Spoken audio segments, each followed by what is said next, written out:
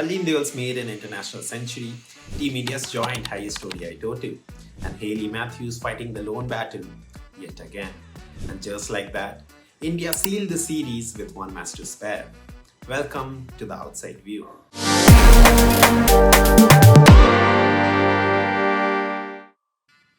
Over 600 runs scored across 2 innings, 2 centuries and 3 more half centuries, mainly Team India's.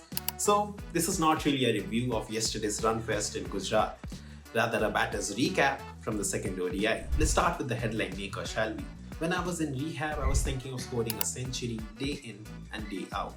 This is what Harleen said in the post-match presentation yesterday. From an ACL surgery in March to scoring a century in December, not many athletes across various sports come back to their best after an ACL injury. This Harleen is different. She had to wait for almost 6 years for a maiden international century, but well, it was worth it. What a special knock it was. Started off slow, built the innings with Pratika first and then with Jemimah Rodriguez. And in the end, when she started piling up runs, it didn't even feel like she was aggressing. Effortless. Moving on. Currently number 2 in both T20I and ODI rankings. Most ODI runs in 2024. Most T20I runs in 2024. Most international runs in 2024. 4 ODI centuries in 2024. No other women's cricketer has done that before, by the way. All of these belong to just one player, Smriti Mandhana.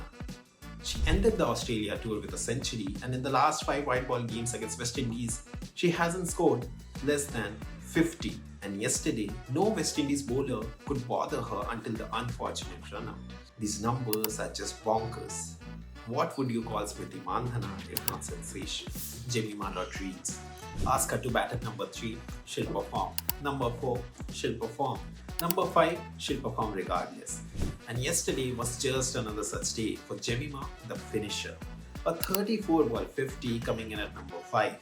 I feel that for India, she was the difference between a 320-330 score and the joint highest ODI total. And in the field, we all know what Jemimah does. That flying catch while sprinting in from deep mid-wicket is still running through my head. Now, India's latest debutant, Pratika Rawal. She had her struggles in the first outing, but boy, did she look confident in the second game. She did mention how she worked on her grip with the head coach after the first ODI, and it was evident in how she was springing forward and punching down the West Indies bowlers. A maiden century was there for the taking for the 24-year-old until she handed a dolly to West Indies. But well, if not a century, she did end up with her first international wicket. That too, the huge one of Captain Hayley Matthews. Talking about Hayley, some player isn't she? In 2024, she has batted in 6 ODI innings and scored 3 centuries. It's like 100 every other game. Well, chasing 359 was a mountain, and the skipper said, mountains are there to be climbed, right? At the 12th over mark, West Indies were 46 for 3, and Hayley was at 12 from 29 balls. It looked like she was also struggling a little physically, and the India bowlers were adding to it. However, once she reached her 50, none of the bowlers could trouble her anymore. She piled up boundary after boundary on her way to a momentous century. But like any other day, Captain Matthews was the only one fighting the battle, and 359 was just too far away for the Windies. So that's it. Maybe we'll talk more about the bowlers in the third ODI, which is by the way on the same ground, but a day affair starting at morning 9:20. Till then, this is Nitin Singh signing out for Women's CricZone.